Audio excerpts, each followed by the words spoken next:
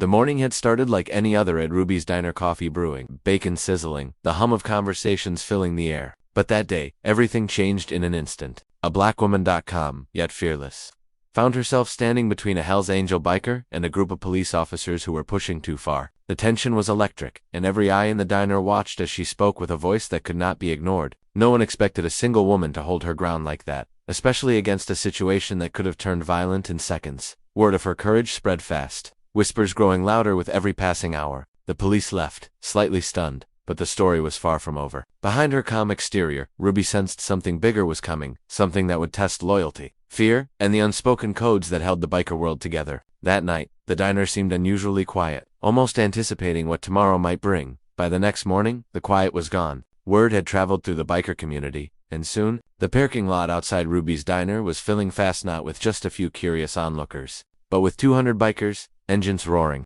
a sea of leather and chrome stretching as far as the eye could see. People inside the diner froze, unsure if this was a welcome show of support or the calm before a storm no one could predict. And as Ruby stepped outside to face the crowd, the question on everyone's mind hung in the air: what would happen next? And could anyone truly control the chaos that was coming? Ruby's heart raced as she looked at the sea of bikers outside, engines idling, leather jackets gleaming in the morning sun, and patches that told stories of brotherhood and loyalty. She had never seen anything like it. She knew some of them by reputation. These were men and women who lived by their own rules, feared by many but fiercely protective of their own. And now, somehow, she had become part of their world, whether she was ready or not. Just a day ago, the diner had been a simple corner of the city where locals came for coffee and comfort. Ruby had never imagined it would be the center of a story that would ripple through the streets, drawing attention from people she didn't even know existed. The Hells Angel she had defended, a tall man with tattoos that seemed to tell a lifetime of battles, had glanced at her with an intensity that lingered long after the police had left. She had only acted because it was the right thing to do. Yet now, her single act of courage had set events into motion that were bigger than she could understand.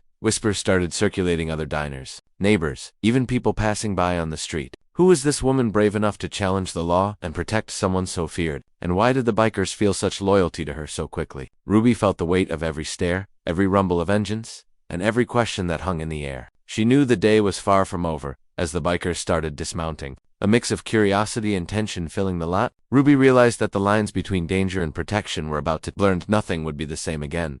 Ruby stepped back inside the diner, her mind racing as the bikers began circling the lot outside. Their presence was both protective and intimidating, a line of chrome and leather that seemed to pulse with unspoken energy. She could feel the tension rising, not just from the crowd outside, but from the questions now swirling in her own head. How had a single act of standing up for a Hells Angel pulled her into this world? And more importantly, what did they expect from her next? Inside, the regulars whispered nervously. Some were amazed by Ruby's courage. Others feared the attention she had drawn. Among the bikers, a few familiar faces approached the diner's entrance, nodding at Ruby with a mixture of respect and caution. Their eyes seemed to ask, "Are you ready for what's coming?" She realized that loyalty and fear were tightly interwoven in this community, and crossing a line could have consequences she couldn't yet predict. Meanwhile, the man she had defended, known to many as Razor, leaned against his bike, watching her with that same intense gaze. There was a history in his eyes, a story Ruby didn't know but sensed. Rumors about his past, whispered in the biker world, painted him as someone untouchable. Yet here he was,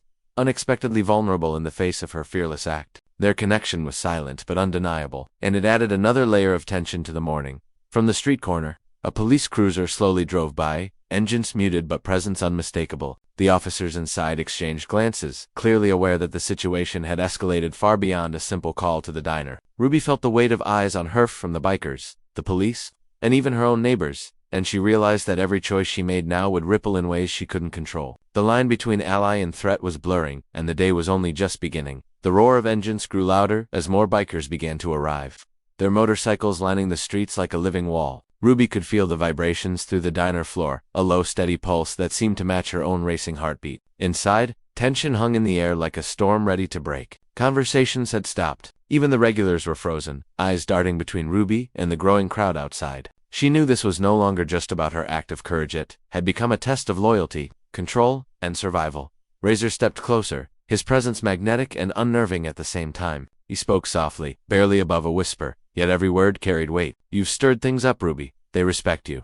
But respect can turn fast. Are you ready for that?" Ruby's stomach twisted. She had acted out of instinct, out of a sense of right and wrong. But instinct alone might not be enough to navigate what was coming. From outside, The bikers' engines flared in unison, a warning that caught everyone's attention. Some were curious, some were protective, but all were watching Ruby, waiting to see what she would do next. And then, just as a tense quiet settled, a police car slowly turned into the lot. Lights off but unmistakable. The officers had clearly returned to assert controller to see how far the situation had escalated. Ruby felt the weight of every gaze from Razor, from the bikers, from the police. Each second stretched, thick with anticipation. A decision was looming, one that could ignite conflict or forge unexpected alliances. The air was charged, electric, and Ruby knew in her bones that everything she had faced up to this moment was leading to a single, unavoidable turning point. The question now was simple, yet terrifying. Who would make the first move? Before Ruby could even gather her thoughts, a sharp whistle cut through the hum of engines. All eyes turned to the street behind the diner, where a sleek black SUV screeched to a halt. The doors burst open,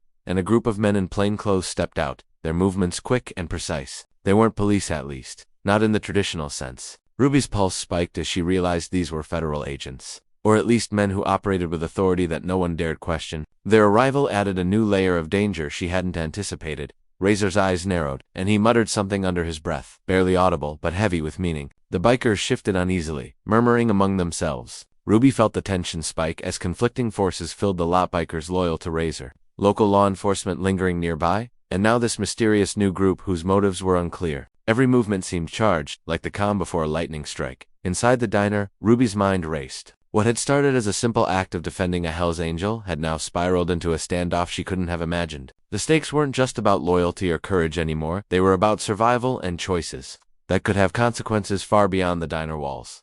The agents approached, eyes locked on Razor, but their attention flicked to Ruby as well. She felt the weight of the moment, knowing that her next actions could tip the balance in ways she couldn't predict. Outside, bikers revved their engines, a low growl signaling readiness for anything. Ruby glanced at Razor, at the agents, at the anxious crowd inside, and realized the entire morning had led to this, a collision of worlds, where one wrong move could ignite chaos.